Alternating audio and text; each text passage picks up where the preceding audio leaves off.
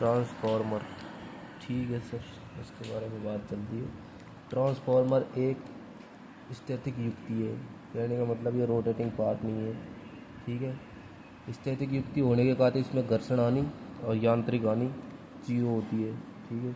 इसमें दो वाइंडिंग होती है, प्राथमिक वाइंडिंग, सेकेंडरी वाइंडिंग। प्राथमिक वाइंडिंग सप्लाई से जोड़ी जाती है, एसी सप्लाई दी जाती है, क्योंकि डीसी सप्लाई से अगर देंगे तो प्राथमिक वाइंडिंग जल जाएगी, ठीक है। प्राथमिक वाइंडिंग और सेकेंडरी वाइंडिंग के बीच का प्रतिरोध अनंत होता है। ये विद्युत रूप से अलग व चुंबकीय रूप से जुड़ी होती है, ठीक है। सेकेंडरी वाइंडिंग को लोड से जुड़ी होती है और इसकी दक्षता 100% के पास वाला जो भी ऑप्शन है वो रहता है। और इसकी दक्षता को KVA, MVA और VA में, KVA kilo volt ampere, MVA mega volt ampere, VA volt ampere, ठीक है। भारत में जनन वोल्टता 11 kV उत्पादित होती है, अधिकतम 765 kV, ठीक है। और जो जनरेटिंग स्टेशन है वहाँ पर स्टेप अप ट्रांसफार्मर होता है और अपने घरों के पास में स्टेप डाउन ट्रांसफार्मर होता है। स्टेप अप ट्रांसफार्मर का मतलब है कि इसमें वोल्टेज अधिक, धारा कम। स्टेप डाउन का मतलब है वोल्टेज कम, धारा अधिक। तो वितरण लाइन में पावर लॉस कम करने के लिए पावर का ट्रांसफार्मर हाई वोल्टेज पर किया जाता है और ये हाई वोल्टेज ट्रांसफर द्वारा प्राप्त होता है, ठीक है। ट्रांसफार्मर पावर को एक परिपथ से दूसरे परिपथ में बिना आवर्ती परिवर्तित किए स्थानांतरण करता है। वोल्टेज को बढ़ाना या घटाना इसका काम है ट्रांसफार्मर का, ठीक है। यह शक्ति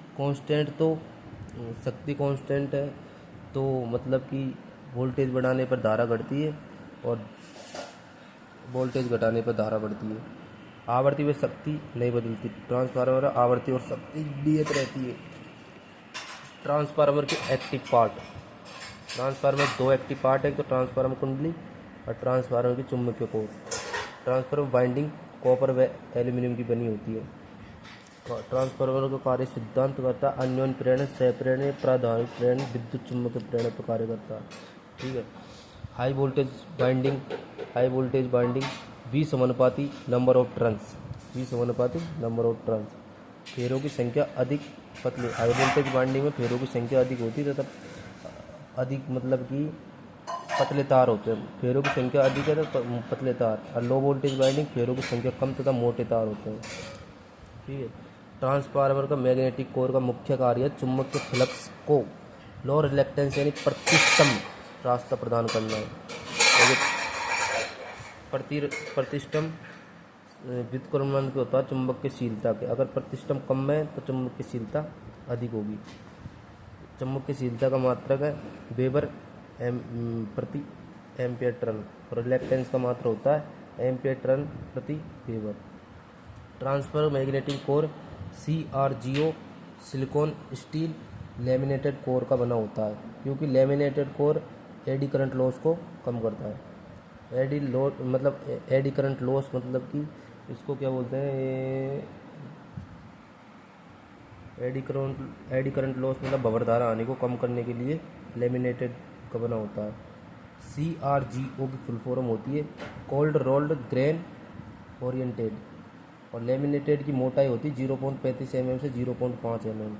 ट्रांसफार्मर में दो फ्लक्स होते हैं, एक तो लीकेज फ्लक्स और एक लिंकेज फ्लक्स। लीकेज फ्लक्स का मान कम से कम होना चाहिए। लीकेज फ्लक्स लोड धारा पर निर्भर करता है। लीकेज फ्लक्स प्राथमिक कुंडली में उत्पन्न फ्लक्स का वह मान जो द्वितीय कुंडली को नहीं काटता हो, वो लीकेज फ्लक्स कहलाता है। और लिंकेज फ्लक्स ये वोल्टेज और आवृत्ति पर निर्भर करता है। इसका मान अधिक होगा तो दक्षता भी अधिक होगी। ट्रांसफार्मर प्राइमरी वाइंडिंग द्वारा उत्पन्न फ्लक्स की वह मात्रा जो सेकेंडरी वाइंडिंग को काटती है इसे लीकेज फ्लक्स कहते हैं, ठीक है। किसी भी डिवाइस का पावर फैक्टर लोड पर निर्भर करता है। नेक्स्ट, ट्रांसफार्मर का वर्गीकरण मतलब संरचना के आधार पर वर्गीकरण तीन प्रकार के होते हैं। एक तो कोर टाइप ट्रांसफर और एक सेल टाइप ट्रांसफर और एक very type transformer. Core type transfer मतलब कि देख ये इसके मतलब कि ये कोर है और जो ऊपर के ये है ये योक होते हैं, नीचे एक ऊपर योक और एक नीचे योक। और इसके जो कोर है ना उस पर मतलब कि बाइंडिंग लिपटी हुई होती है, मतलब कि लिम्पर, ये लिम्ब है इसके ऊर्ध्वाधर स्थिति में, और ये जो रास्ता है चुंबकीय पथ, मतलब कि चुंबकीय पथ एक है इसके अंदर, ठीक है। तो अगर इससे क्वेश्चन बनते हैं तो वो ऐसे बनते हैं कि योग संख्या कितनी होती है कोर टाइप ट्रांसफर में, योग संख्या कितनी होती है, तो योग संख्या 1 और 2 योग संख्या होती है। अब लिम्ब संख्या कितनी होती है, लिम्ब संख्या भी 2 होती है, एक तो ये ऊर्ध्वाधर स्थिति में और एक ये। और चुंबकीय पथ भी एक होता है, ये जो रास्ता है एक ही रास्ता, मतलब इसमें लीकेज फ्लक्स अधिक होता है, वोल्ट का नियमन खराब होता है, इसको कूलिंग की मतलब ठंडे की आवश्यकता कम पड़ती है। और बाइंडिंग इसकी बाहरी लिम्ब पर होती है, लिम्ब है ना जो मतलब बाहर की तरफ जो बाइंडिंग होती है लिम्ब होती है, ठीक है। और बाइंडिंग का टाप होता है संकेंद्रीय बाइंडिंग होती है, संकेंद्रीय binding. Use high voltage transformer, core type transfer का यूज हाई वोल्टेज ट्रांसफार्मर करते हैं, इसकी दक्षता कम होती है और भार कम होता है, और मेंटेनेंस मतलब मरम्मत की इसको आवश्यकता कम होती है। यूज इसमें क्रोड में एल पत्ती या यू फिर वह आई पत्ती का प्रयोग करते हैं। कोर टाइप ट्रांसफर का मतलब है कि बाइंडिंग है ना जो इसके कोर को घेरी हुई रहती है, इसे कोर टाइप ट्रांसफर कहते हैं। अब इसी आधार पर सेल टाइप ट्रांसफर है। सेल टाइप ट्रांसफर में क्या होता है कि जो कोर बाइंडिंग है ना को कि चुंबकीय फ्लक्स घेरता है, कोर बाइंडिंग को चुंबकीय फ्लक्स घेरता है, कोर बाइंडिंग को चुंबकीय फ्लक्स घेरता है। जैसे कि इसमें अगर बात करते हैं तो ये इसकी संरचना है ये, और तो इसमें चुंबकीय पथ के रास्ते 2 हैं, जैसे कि यहाँ से चुंबकीय पथ निकला ऐसे आके फिर ये ऐसे और एक ऐसे, तो कि और एक इसमें 3 लिम्ब है, एक लिम्ब ये हो गया, एक ये लिम्ब हो गया, एक ये लिम्ब हो गया, और इसमें योग 2 ही होंगे क्योंकि योग 2 ही है इसमें। तो फिर क्वेश्चन बनता है इससे कि योग की संख्या कितनी होती है, योग 2 ही है, एक ये रहा और एक ये रहा। लिम्ब 3 होते हैं, 1 2 और 3, ठीक है। और चुंबकीय पथ इसमें 2 होते हैं, एक चुंबकीय पथ ये और एक चुंबकीय पथ ये, ठीक है। इसमें यूज जो क्रोड है ना कि जो पत्ती यूज करते हैं क्रोड के लिए वो ई व आई टाइप की होती है। ई टाइप की ऐसे कि जैसे कि अब यहाँ से अगर इसको दे के काट के तो ऐसा फील होता है हाँ ये ई टाइप ये है ना। और आई टाइप की ये पत्ती आई टाइप जैसे कि इसको पूरा लेके ये दोनों हटा के ये हट जाता, ये आई टाइप हो गया, ठीक है, ये आई। अब इसमें चुंबकीय पथ की संख्या 2 होती है, ठीक है। इसमें क्षण फ्लक्स कम, वोल्ट का नियमन अच्छा होता है, कि दोनों में कंपेयर करें तो इसमें योग होते हैं 2, इसमें योग होते हैं 2, इसमें लिम्ब की संख्या इसमें 2 होती है, इसमें 1 2 3 होती है। इसमें कोर टाइप ट्रांसफर में लीकेज फ्लक्स अधिक होता है, बल्कि इसमें लीकेज फ्लक्स कम होता है। जो इसमें कम है वो इसमें अधिक है, जो इसमें कि अधिक है ये इसमें कम है, कि यही फ़र्क है। मैं बस इनको छोड़ के योग तो सेम हुए हैं दोनों में, लिम्ब इसमें 2 हो जाएंगे, इसमें 3 हो जाएंगे, 1 2 3, इसमें 1 2, तो रेगुलेटरी योग। ये कोड सेल टाइप के बारे में बात है, ये कोड टाइप के बारे में सेम है। इसमें देखिए योग होते हैं 2, लिम्ब 3 होते हैं, चुंबकीय पथ 2 होता है, क्षण फ्लक्स 2 कम होता है, इसका वोल्ट का नियमन अच्छा है, इसकी कूलिंग की ज़रूरत ज़्यादा होती है। क्योंकि कूलिंग की ज़रूरत ज़्यादा इसलिए क्योंकि भाई इसमें लिम्ब संख्या 2 है और अंदर की तरफ बाइंडिंग है, तो इसको कूलिंग की संख्या अधिक ही पड़ेगी, आवश्यकता। अब इसकी दक्षता भी अधिक होगी, ठीक है। और जो इसकी बाइंडिंग है ना वो सैंडविच प्रकार की होती है, और बाइंडिंग का टाइप मध्य लिम्ब पर, यानी मध्य जो लिम्ब है ना उस पर बाइंडिंग होती है, ठीक है। और इसका कि भार अधिक होता है, इससे कोर टाइप से भार अधिक होता है, जिसमें जो मरम्मत की आवश्यकता कम होती है, बल्कि सेल टाइप को मरम्मत की आवश्यकता अधिक होती है। अब इनसे हट गए वेरी टाइट ट्रांसफर। तो ये जो इसकी संरचना है ना जो कि हाई वोल्टेज बाइंडिंग है, हाई वोल्टेज बाइंडिंग हमेशा कोर से अधिक दूर होती है, ये कोर है इससे दूर होती है। और लो वोल्टेज बाइंडिंग है हमेशा कोर के पास होती है। जो ये पत्तियाँ होती हैं ये लेमिनेटेड आयरन कोर की बनी होती है, जो एडी करंट लॉस को कम करती है, ठीक है। कोर के अभी देखिए कोर के पास वाली बाइंडिंग लो वोल्टेज बाइंडिंग होती है, तो ये कोर है ना इसके पास वाली जो नीले कलर ब्लू कलर में है जो लो वोल्टेज बाइंडिंग है, और जो ये बाइंडिंग है जो कोर से दूर है वो हाई वोल्टेज बाइंडिंग है। इसमें चुंबकीय पथ अलग अनेक होते हैं, देखिए चुंबकीय पथ अलग ही है ना। और लीकेज फ्लक्स नगण्य होता है। इसकी संरचना स्पोक व्हील जैसी होती है, एक पहिए के जैसी, ठीक है। अब आगे चलते हैं। इम्पोर्टेंट जो ट्रांसफार्मर में हानि होती है ना उनका सूत्र है ये, तो कि क्या बताओ ना, एक तरीके से इम्पोर्टेंट ही है भाई, ज़्यादा ज्ञान की जरूरत है नहीं है। ठीक है, मतलब जितना मतलब मैंने शॉर्ट नोट्स बनाए हैं उन हिसाब से बता रहा हूँ, बाकी आपकी मर्ज़ी है, देखो तो देखो, नहीं तो जैसे पढ़ रहे हो वैसे पढ़ो। ठीक है, एएलपी के लिए देख लेना आपके हिसाब से, मैं तो बस भाई यही फॉलो कर रहा हूँ। अब जो स्टेसिस आनी होती है ना, इसका सूत्र होता है WN बराबर NB की power minus plus 0.6 into F into V, कि इसका सूत्र है, इम्पोर्टेंट है। और जो बबर धारा आनी है मतलब कि एडी करंट लॉस, इसका होता है K square F square BM square और T स्क्वायर होता है। तांबर लॉस I स्क्वायर R होता है, ये लोड पर निर्भर करता है। और लवा होस होता है जो लोड पर डिपेंड नहीं करता। ठीक है, इनके बारे में आगे पढ़ेंगे, लॉस के बारे में पूरा चैप्टर है, पर थोड़ा सा लिख दिया मैंने, सूत्र थे इसलिए। अब देखिए ट्रांसफार्मर का कार्य सिद्धांत, ये सिद्धांत अन्योन प्रेरण में म्यूचुअल इंडक्शन पर करता है। प्राइमरी बाइंडिंग को एसी सप्लाई देने पर अल्टरनेटिंग फ्लक्स उत्पन्न होता है। जब ट्रांसफार्मर की हम प्राइमरी बाइंडिंग को अगर एसी सप्लाई देते हैं ना, तो अल्टरनेटिंग फ्लक्स उत्पन्न होता है। केवल एसी सप्लाई पर ही कार्य करता है ट्रांसफार्मर। डीसी सप्लाई देने पर प्राइमरी बाइंडिंग जल जाएगी, और जो कि एसी सप्लाई है उससे अल्टरनेटिंग फ्लक्स पर कार्य करती है। ठीक है, ट्रांसफार्मर का विद्युत भाग बल समीकरण मतलब EMF समीकरण, वेरी इंपॉर्टेंट। ये EMF समीकरण 4.44 φm FN होता है, जो N मतलब नंबर ऑफ टर्न्स, F यानी फ्रिक्वेंसी यानी आवृत्ति। जो प्राइमरी बाइंडिंग है उसमें EMF का सूत्र है E1 बराबर 4.44 φm FN N1। और जो सेकेंडरी बाइंडिंग में मतलब कि EMF होता है उसको सूत्र है बस E2 आ जाएगा, E2 बराबर 4.44 φm F इंटू N2 होता है। ठीक है, मतलब कि E2 बराबर N2 बराबर 4.44 φm होता है। ठीक है, ये इस तरीके से भी हो सकता है, E1 बटा N1 बराबर E2 बटा N2, या फिर इस तरीके से मतलब कैसे भी लिख सकते हो, N1 बटा N2 बराबर E1 बटा E2 बराबर EMF प्रति टर्न। नोट, ट्रांसफार्मर के दोनों साइड का EMF टर्न का अनुपात हमेशा नियत रहता है। ठीक है, ट्रांसफार्मर का रेशो वेरी इंपॉर्टेंट, ये रेशो ट्रांसफार्मर का इन पे न्यूमेरिकल भी बनता है, तो मतलब कि रट लेना है इसको, कहने का मतलब ये। तो E2 बटा E1 बराबर N2 बटा N1 बराबर I1 बटा I2 बराबर, जो रूट में प्रतिबाधा होती है ना, प्रतिबाधा जो Z2 बराबर Z1 होती है, जो ट्रांसफर रेशो के वृत्त के समानुपाती होती है, मतलब कि EMF के समानुपाती, फेरों के समानुपाती और धारा के व्युत्क्रमानुपाती होती है। अब जो ट्रांसफर रेशो, इसको K से दर्शाते हैं। अगर ट्रांसफर रेशो मतलब कि K का मतलब कि जो K का मान है वो अगर 1 से अधिक है ना, तो इसको स्टेप अप ट्रांसफर कहेंगे, स्टेप अप ट्रांसफार्मर।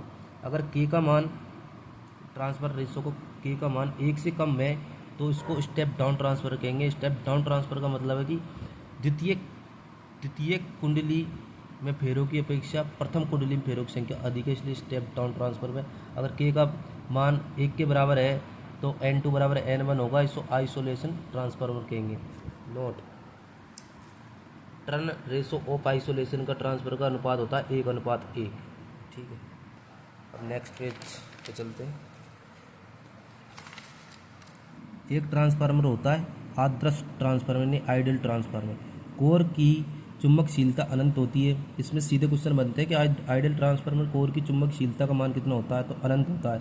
बाइंडिंग का प्रतिरोध शून्य होता है, कुल हानि शून्य होती है, इसके अंदर लीकेज फ्लक्स भी शून्य होता है, दक्षता 100% होती है, वेरी इंपॉर्टेंट। और वोल्टेज रेगुलेशन भी 0% होता है, लीकेज रिएक्टेंस 0 होता है। बाइंडिंग दोनों प्योर इंडक्टिव बाइंडिंग होती है, मतलब इसमें बाइंडिंग 2 प्योर इंडक्टिव बाइंडिंग होती है। अब ये मतलब कि ट्रांसफार्मर में नो लोड की कंडीशन, मतलब कि करंट कितना, पावर फैक्टर कितना होता है, सेकेंडरी वाइंडिंग धारा कितनी है, तो इस पर नो लोड कंडीशन में क्वेश्चन बनते हैं कि ट्रांसफार्मर में नो लोड करंट का मान कितना होता है, तो इसका होता है 2% से 5% होता है। नो लोड पर पावर फैक्टर कोण कितना होता है, 75 डिग्री का होता है। नो लोड पर सेकेंडरी वाइंडिंग में धारा शून्य होती है, जिससे कॉपर लॉस भी शून्य होता है, क्योंकि अगर धारा शून्य तो कॉपर लॉस भी शून्य होगा। नो लोड पावर फैक्टर का मान 0.25 लैग से 0.3 लैग होता है। नो लोड पर केवल आयरन लॉस होता है, नो लोड पर केवल आयरन लॉस होता है। अब ट्रांसफार्मर में होने वाले लॉस इनको पढ़ते हैं। जैसे ट्रांसफार्मर में हानि, आयरन लॉस बराबर होता है hysteresis loss plus eddy current loss, ठीक है, सीधा याद रखना है इसको। तो अब इसमें दो प्रकार की हानि होती है, एक तो कांस्टेंट लॉस और एक वेरिएबल लॉस, यानी कांस्टेंट यानी स्थिर हानि और एक वेरिएबल परिवर्तित हानि। मतलब कि जो स्थिर हानि है ना वो दो प्रकार की होती है, एक तो आयरन लॉस इसको और एक पैरावैद्युतिक हानि। आयरन लॉस को कोर लॉस भी कहते हैं और मैग्नेटिक लॉस भी कहते हैं, ठीक है। और जो परिवर्तित लॉस होता है ये कॉपर लॉस होता है और एक स्टेल लॉस होता है। कॉपर लॉस को ओमिक लॉस भी कहते हैं। अब स्थिर लॉस के बारे में पढ़ते हैं। स्थिर लॉस यानी आयरन लॉस बराबर लोड पर निर्भर नहीं करता, लोड पर निर्भर नहीं करता। इसका परीक्षण ओपन सर्किट टेस्ट द्वारा किया जाता है, ओपन सर्किट टेस्ट द्वारा। आयरन लॉस ये ट्रांसफार्मर के मैग्नेटिक कोर में होता है, मैग्नेटिक कोर में होता है अल्टरनेटिक फ्लक्स के कारण, ठीक है। यह वोल्टेज और आवृत्ति पर निर्भर करता है, ठीक है। इसका परीक्षण आयरन लॉस का परीक्षण यानी स्थिर हानि परीक्षण होता है ओपन सर्किट टेस्ट यानी खुला परीक्षण। अब खुला परीक्षण है तो इसके अंदर धारा शून्य होगी, वोल्टेज अधिक होगा, अब प्रतिरोध अनंत होगा। तो मतलब इसमें ना ओपन सर्किट टेस्ट में स्टेप अप ट्रांसफार्मर का प्रयोग किया जाता है, स्टेप अप ट्रांसफार्मर, क्योंकि खुला परीक्षण है तो आप मतलब समझ सकते हो कि इसमें वोल्टेज अधिक होगा, तो वोल्टेज अधिक होगा तो स्टेप अप ट्रांसफार्मर होगा, इससे भी याद रख सकते हो। और इसमें क्या करते हैं कि मतलब जो हैवी मतलब हाई वोल्टेज बाइंडिंग है ना उसको ओपन करते हैं और लो वोल्टेज बाइंडिंग पे मतलब टेस्ट परफॉर्म करते हैं, ठीक है। और अब दूसरी है परिवर्तित हानि, परिवर्तित हानि इसमें होती है, एक तो होता है कॉपर लॉस मतलब परिवर्तित हानि, इसको कॉपर लॉस भी बोलते हैं, ओमिक लॉस भी बोलते हैं, और ताम्र हानि मतलब ये लोड पर डिपेंड करती है। यह बाइंडिंग में आर में बहने वाली धारा आई पर निर्भर करती है, क्योंकि कॉपर लॉस समानुपाती होता है लोड के, ताम्र लॉस धारा के वर्ग के समानुपाती होता है। ताम्र लॉस का सूत्र है आई स्क्वायर आर, तो समानुपाती होता है धारा के वर्ग के समानुपाती। ताम्र लॉस मतलब कि आवृत्ति व वोल्टेज पर निर्भर नहीं करता, इम्पोर्टेंट। इसमें ताम्र लॉस के परीक्षण के लिए शॉर्ट सर्किट टेस्ट किया जाता है या इम्पेडेंस टेस्ट है ना। इसमें जो धारा होती है ना ओपन सर्किट में, ये क्वेश्चन मतलब कि वैसे भी बनते हैं कि मतलब कि ओपन शॉर्ट सर्किट में धारा का मान कितना होता है, तो शॉर्ट सर्किट में धारा का मान अधिक होता है, वोल्टेज का मान 0 होता है और प्रतिरोध का मान भी 0 होता है, ठीक है। अब ये जो मतलब कि शॉर्ट सर्किट परीक्षण होता है ना इसमें लो वोल्टेज बाइंडिंग को शॉर्ट करते हैं तथा हाई वोल्टेज बाइंडिंग की और टेस्टिंग परफॉर्म करते हैं परीक्षण। इसमें यूज अब आप खुद भी ये अंदाज़ा लगा सकते हो क्योंकि इसमें धारा अधिक है, तो धारा अधिक कब होती है जब वोल्टेज ट्रांसफार्मर स्टेप डाउन होता है, क्योंकि स्टेप डाउन ट्रांसफार्मर वोल्टेज का मान कम होता है, धारा का मान अधिक होता है, ठीक है। तो ऐसे भी याद रख सकते हो। अब शॉर्ट में मैंने ये लिख रखे हैं जो ट्रांसफार्मर टेस्ट होते हैं ना, ये ट्रांसफार्मर टेस्ट आपको 4 प्रकार के होते हैं। तो जो शॉर्ट सर्किट टेस्ट होता है जो ताम्र लॉस याद करने के लिए होता है, और एक ओपन सर्किट टेस्ट होता है वो लोहा हानि याद करने के लिए होता है, और एक होता है स्पैनर टेस्ट या बैक टू बैक टेस्ट या हीट रन टेस्ट भी कहते हैं इसको, है ना। इसमें दो एक समान ट्रांसफार्मर की आवश्यकता होती है। ये ट्रांसफार्मर फुल लोड पर दोनों लॉस याद करते हैं, कॉपर व आयरन लॉस भी याद कर सकते हैं। इसका मुख्य स्पैनर टेस्ट का मुख्य कार्य ट्रांसफार्मर तापमान की गणना करना। एक होता है एसिडिटी परीक्षण, ये बहुत ही कम देखा होगा आपने वैसे पढ़ाते हुए, तो अच्छा है मतलब कि ये भी अच्छा क्वेश्चन बनता है इससे भी। एसिडिटी परीक्षण यानी ये ऑयल में पानी की मात्रा को जांचने के लिए कहते हैं एसिडिटी ट्रांसफार्मर टेस्ट। फिर आगे चलते हैं अपन ट्रांसफार्मर वोल्टेज रेगुलेशन यानी आदर्श मान 0% होता है। Voltage regulation transformer voltage regulation का सूत्र होता है, इसको वैसे भी याद कर सकते हैं, इस पर न्यूमेरिकल आते हैं क्योंकि no load voltage minus full load बटा फुल लोड वोल्टेज इंटू 100, ठीक है। शून्य वोल्टेज रेगुलेशन की शर्त, ये दो प्रकार के होते हैं, एक तो अधिक वोल्टेज रेगुलेशन और एक शून्य वोल्टेज रेगुलेशन। तो शून्य वोल्टेज रेगुलेशन की शर्त ये है कि ये धारिता भार पर 0 वोल्टेज रेगुलेशन प्राप्त होता है, इम्पोर्टेंट है। धारिता भार यानी कैपेसिटर वो कैपेसिटिव लोड पर वोल्टेज रेगुलेशन 0 प्राप्त होता है। अग्रगामी पावर फैक्टर पर 0 अग्रभागी पावर फैक्टर पर 0 और ऋणात्मक वोल्टेज रेगुलेशन धारिता भार को प्रदर्शित करता है। ठीक है, अब चलते हैं अधिकतम वोल्टेज रेगुलेशन की शर्त। मतलब पश्चिगामी पावर फैक्टर भार अधिकतम वोल्टेज रेगुलेशन प्राप्त होता है। मतलब पश्चिगामी पावर फैक्टर पर अधिकतम वोल्टेज रेगुलेशन प्राप्त होता है। यह प्रेरक भार अधिक वोल्टेज रेगुलेशन प्राप्त होता है। प्रेरक भार पर अधिक वोल्टेज रेगुलेशन प्राप्त होता है। पॉजिटिव वोल्टेज रेगुलेशन प्रेरक भार को दर्शाता है। ठीक है, ये लास्ट तो पेज और बचा भाई, इसके बाद में ट्रांसफॉर्मर मतलब पूरा रिवीजन हो जाएगा आपका। मैं कोई टीचर नहीं हूँ, मैं बस एक आपकी तरह ही स्टूडेंट हूँ। बस मैंने इसलिए बनाया है कि मैं खुद भी रिवीजन कर सकूँ और आप भी कर सको। बाकी आपकी मर्जी है, देखो तो देखो, नहीं मत देखो। ठीक है, वोल्टेज रेगुलेशन सबसे अच्छा जो कम से कम हो, मतलब प्रतिशत, मतलब वोल्टेज सबसे अच्छा होता है जो प्रतिशत में सबसे कम हो। ऑप्शन में आएंगे 100% पर, 90, 80, जो मतलब कम से कम है ना, वो वोल्टेज रेगुलेशन अच्छा है। ठीक है, ट्रांसफार्मर में अधिकतम दक्षता की शर्त नियर टू फुल लोड, मतलब 100 से कम। ठीक है, जो नियत लॉस होता है ना, मतलब कि बराबर परिवर्तित लॉस है, तो ट्रांसफार्मर की दक्षता अधिकतम होगी। ये क्वेश्चन ऐसे भी आ सकता है, या तो नियत लॉस बराबर परिवर्तित लॉस, तो ट्रांसफार्मर की दक्षता अधिक होगी। ठीक है, ये क्वेश्चन फिर नियत लॉस की, ये आयरन लॉस बराबर कॉपर लॉस दे सकता है, तो ट्रांसफार्मर की दक्षता अधिक होगी। या फिर ये से आ सकता है आयरन लॉस बड़ा कॉपर लॉस बराबर 1। तो ये तीनों कंडीशन याद रखना, दक्षता अधिकतम होती है इन पे। जो ट्रांसफार्मर की जैसे क्वेश्चन है ऐसे कि ट्रांसफार्मर की अधिकतम दक्षता, एक तो 50% load, A option, B option होता है फुल लोड पर, और सी ऑप्शन है 75% लोड पर, और डी ऑप्शन है 9 लोड पर। तो इसमें जो 100 के नियर बाई जो ऑप्शन है ना, जो वही राइट होगा, जो ये 75% लोड पर ट्रांसफार्मर की अधिकतम दक्षता होती है। अब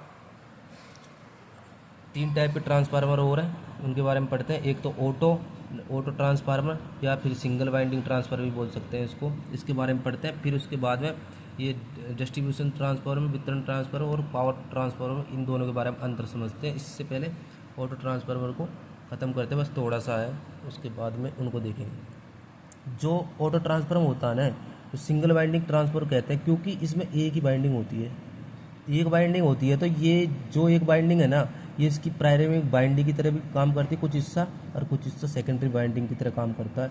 ये एक ही बाइंडिंग होती है। ये जो यानी कार्बन ब्रश होता है, ये हैंडल है इसका, और ये इनपुट है, आउटपुट, ये बाइंडिंग होती है इसकी। तो आगे ध्यान रखना, इसमें क्वेश्चन बनता है यही कि ऑटो ट्रांसफार्मर सिंगल या ऑटो ट्रांसफार्मर में मतलब कि बाइंडिंग की संख्या कितनी होती है, तो इसमें बाइंडिंग की संख्या 1 होती है। वेरी इंपॉर्टेंट है। यह प्राइमरी बाइंडिंग में कुछ हिस्सा सेकेंडरी बाइंडिंग की तरह कार्य करता है। अब कहते हैं पावर ट्रांसफार्मर बराबर, मतलब कि एक तो इंडक्शन और एक कंडेंसन, दोनों द्वारा पावर का ट्रांसफार्मर होता है। इसमें इंडक्शन या कंडेंसन द्वारा। ठीक है भाई, देख इंग्लिश में देखे, मैं इतना जानता नहीं हूँ, तुम ज्ञान मत फैलना। ओके, पहले बता रहा हूँ सिद्धांत। सेल्फ इंडक्शन, ऑटो ट्रांसफर सिद्धांत कार्य करता है सेल्फ इंडक्शन पे। 1 kVA बराबर नॉर्मल, ये याद भी होगा, वैसे ही लिखा था ये तो खैर, पर फिर भी देख लो। 1 kVA बराबर होता है 1000 VA, और 1 MVA बराबर होता है 10⁻6 VA, और या 10⁻3 इंटू 10⁻3 VA, या फिर 10⁻3 kVA होता है। अब आगे चलते हैं वितरण ट्रांसफार्मर और शक्ति ट्रांसफार्मर के बारे में समझते हैं, इनसे क्वेश्चन आते हैं। ठीक है, वितरण ट्रांसफार्मर की रेटिंग 200 MVA से कम होती है। ठीक है, और इसका वोल्टेज रेटिंग 33 kVA से कम होती है, और वोल्टेज को स्टेप डाउन करता है। वितरण ट्रांसफार्मर वोल्टेज को स्टेप डाउन करता है, इसलिए यह स्टेप डाउन ट्रांसफार्मर कहते हैं। ठीक है, कंज्यूमर से डायरेक्टली जुड़ा होता है, और पूर्ण दिवस क्षमता फुल लोड पर 50% लोड पर अधिक दक्षता होती है इसमें वितरण ट्रांसफार्मर। इसमें जो आयरन लॉस है ना, वो कॉपर लॉस है, आयरन लॉस से अधिक होता है। किसी प्रकार की लाइन से जोड़ते हैं, इसमें वितरण ट्रांसफार्मर को 3 फेज 4 वायर द्वितीय वितरण लाइन से जोड़ते हैं। ठीक है, अब देखते हैं शक्ति यानी पावर ट्रांसफार्मर। इसकी रेटिंग होती है 500 MVA से अधिक, है ना, और वोल्टेज रेटिंग 33 kV से अधिक। और पावर ट्रांसफर यह वोल्टेज को स्टेप डाउन व स्टेप अप करता है। ठीक है। ये कंज्यूमर से इनडायरेक्टली तरीके से जुड़ा होता है। फुल लोड पर अधिकतम दक्षता, इसका कॉपर लॉस व आयरन लॉस लगभग बराबर होता है, ठीक है। ये दोनों खत्म होते हैं। उसके बाद में ट्रांसफार्मर के पार्ट जो आपने कंजर्वेटर, ग्लूकोज रिले, ब्रीदर, मतलब कि इनके बारे में पढ़ते हैं, ठीक है। इनसे क्वेश्चन बनते हैं। जो आयरन लॉस है ये निर्भर करता है वोल्टेज पर, ये ध्यान रखना। और जो कॉपर लॉस है ये निर्भर करता है धारा पे, क्योंकि ऐसे ध्यान रखते हैं ना, क्योंकि कॉपर लॉस को शॉर्ट सर्किट परीक्षण द्वारा जांचते हैं, तो शॉर्ट सर्किट में क्या धारा का मान अधिक रहता है, इससे याद हो जाएगा, ठीक है। तो जो आयरन लॉस होता है ना, नो लोड पर होता है। नो लोड यानी जो वो ओपन सर्किट टेस्ट को होता है। तो ओपन सर्किट टेस्ट में क्या खुला, मतलब खुला परिपथ में क्या होता है कि मतलब कि वोल्टेज का मान अधिक होता है। इस वजह से याद करते हैं कि आयरन लॉस वोल्टेज पर निर्भर करता है और जो कॉपर लॉस है वो धारा पर निर्भर करता है, ठीक है। अब ट्रांसफार्मर के पार्ट, तेल, इसमें ट्रांसफार्मर में तेल होता है खनिज तेल यानी मिनरल ऑयल, ठंडा रहता है। सामान्य इसका कलर होता है येलो लाइट, ठीक है। ताप के कारण इसका रंग भूरा या काला हो जाता है। एक होता है कंजर्वेटर टैंक है ना, जो ऑयल की सप्लाई करता है,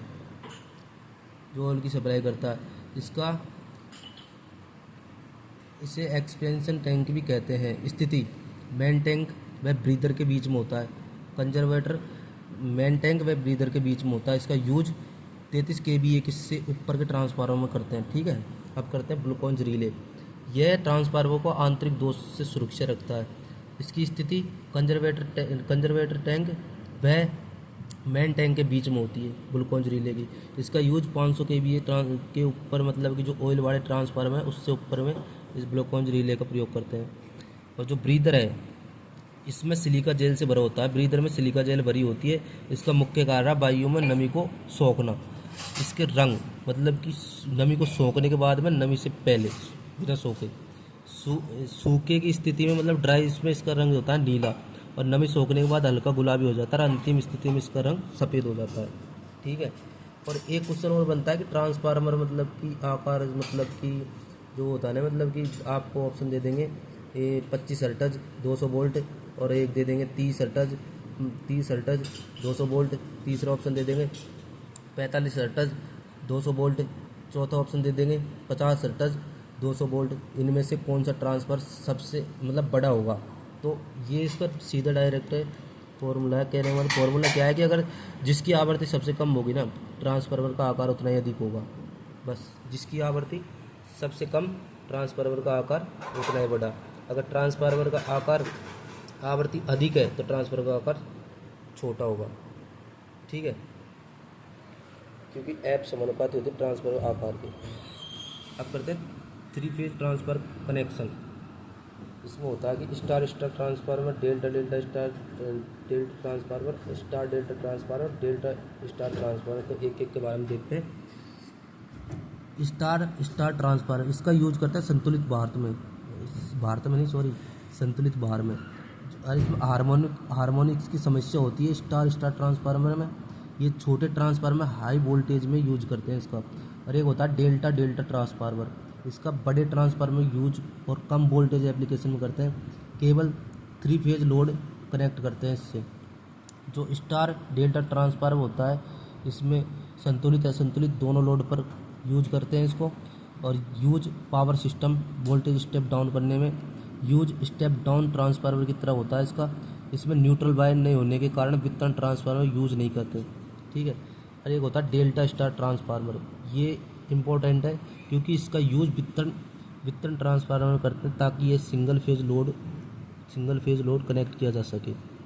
वितरण ट्रांसफार्मर होता है delta star step down transfer कहलाता है, ठीक है।